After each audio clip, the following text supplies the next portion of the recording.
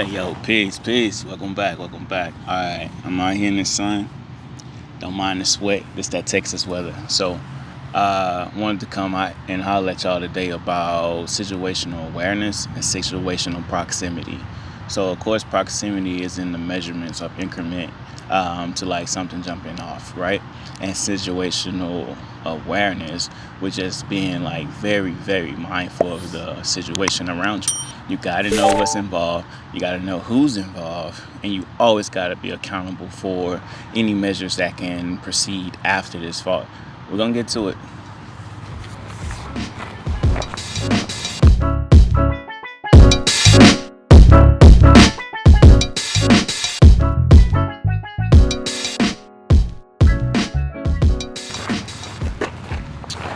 All right. So easily put, situational awareness and situational proximity. You're looking at what can possibly happen from a scenario once something jumps off, right? So the awareness is you paying attention to your environment, who's around you, what's around you. Are there any officers around you? Did this person have more comrades than you? Do you have more comrades than them? And if so, do you go at it?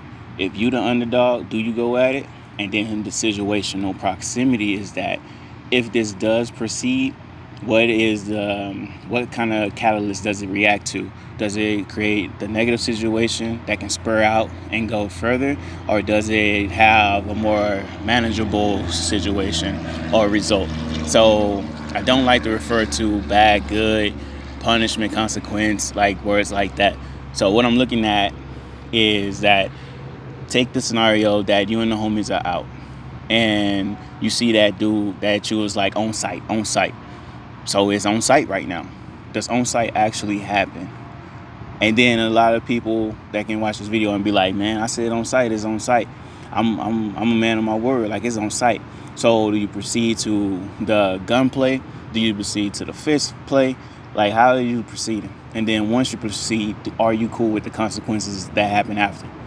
And if you not, and you just like, it's what it is, man. Whatever it is, man. If they got the toolies, we got the toolies. If they trying to throw hands, we got the hands. So if you're gonna proceed with that, you gotta be cool with the consequences after. So I want to bring up a quick little subject real quick. But when I'm talking to my family members, I always tell them that if you got some dealings going on with you, don't invite me by you, don't come by me. And that's just straight out of respect. Because if we get into a situation or you get into a situation, don't call me for backup. I'm gonna watch. I'm gonna watch you get your ass beat. There was once a time that the homie he invited me out so that we can like train and spar. Like I grew up doing kickboxing and street fighting illegally, but it was monitored. You know what I'm saying? Everybody left with respect and love for each other. I even went as far as actually doing MMA and cage fighting. As I got older, and actually did it the legal way. And then so the homie invited me out. It's like, hey yo, like let's go and work out, let's go do whatever. And you showed me a couple techniques, like you know what I'm saying, like I'm really trying to get a sweat in. So I'm like, bet, go out with the homie. Come to find out, he's in some issues with some people. The people usually walk this path, so of course now we're in their path. And he's popping off at the mouth, so I step to the side. And I'm just like, whatever y'all gonna do, that's y'all situation with him. He looks at me. But I'm letting it be honest. And dudes wasn't even trying to have it. Dudes like, I just got home, man, from a gun case. Like I ain't even trying to have this right here. Like it's like whatever's gonna happen, I'm just letting you know right now, you're gonna get jumped. And I was sitting right there shaking my head like, yes, he's gonna get jumped. And I'm going to watch. I say it again. Some people might be like, oh man, that's a cake move. It's not been a cake. I have other dealings and promises that's going on with my own personal life. Out of respect, I shouldn't have been put in that situation. The same situation can be brought up that as a younger, a couple of the homies were getting a little rough at the school. You know how we dudes do it. We get a little rowdy. We was in high school at the time, and one of the homies grabbed little bro and pretend slamming him or trying to place him, and little bro slipped and scarred his face. So I went up to little bro and I asked him, what we doing? That comes into situation proximity. A lot of people would just go straight off and like it's all hands down. What I mean by situation proximity is that where did this happen? Who all was involved? what is around you.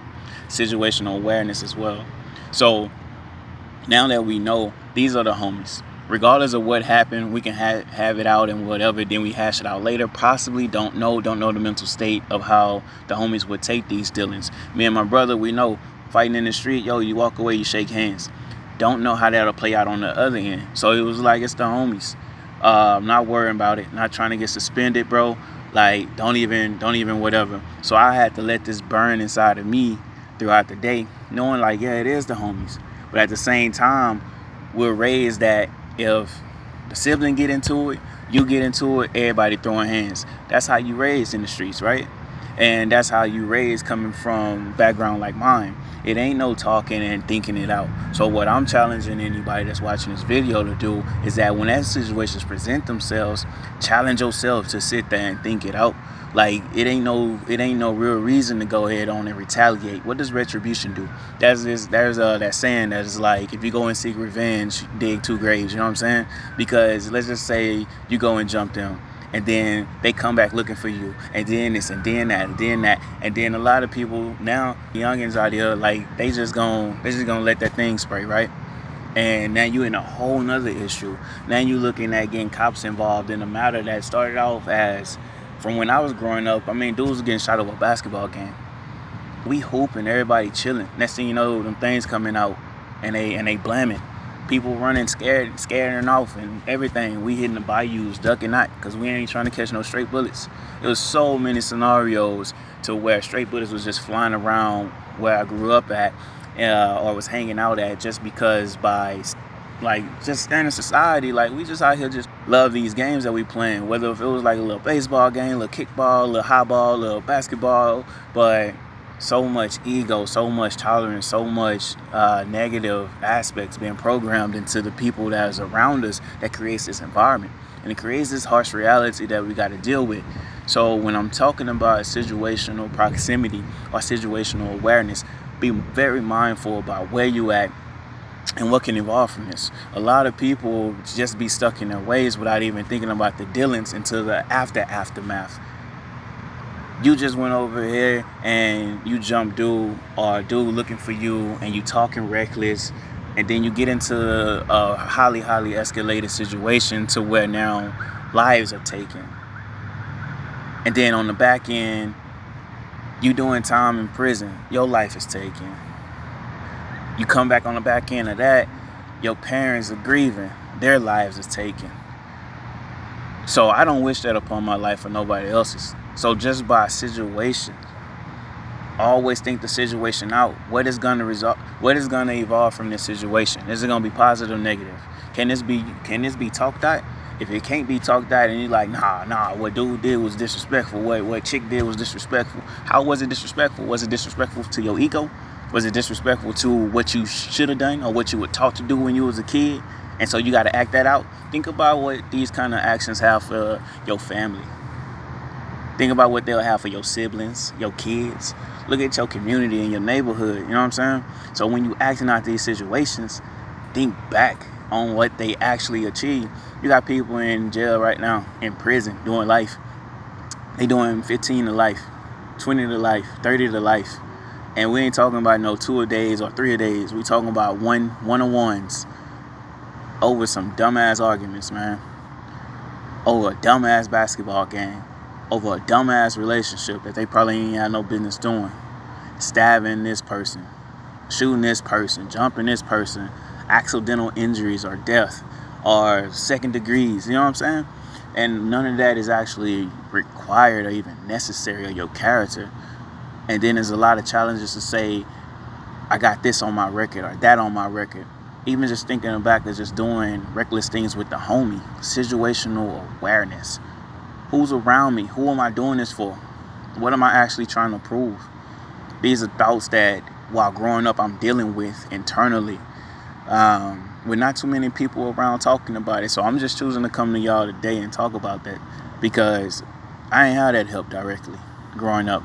I had a lot of people I talked to about a lot of things, but just sometimes when I was in that moment, I didn't have that.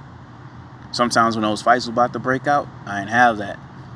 At times when those guns and those straight bullets was flying around, I ain't had that. And it was many a times where if I was armed, just in self-defense, out of blind self-defense, or if one of my little people or bro or cousins got clipped out of blind self-defense or retaliation, it just would have been like, oh man, without even thinking, just to think like, oh, I'm saving myself, oh, I'm saving this person or that person, and probably just drawing more gunfire to me. Especially when the cops show up. We know what happened when the cops show up. They ain't asking no questions. So I say and challenge y'all to have that conversation amongst yourselves before involving them third parties. And then ain't nobody alive. Right? But don't take that and no harsh realities to any officers that's out there doing their job. I got family on the force. A couple of forces. So, yeah. I know what it is, but at the same time, I know what it is for me and people in my situations from where I grew up from. So I'm just coming to y'all today with that message. Did you get it? Remember, man, y'all be beautiful. I'm gonna be me. You be you. Peace.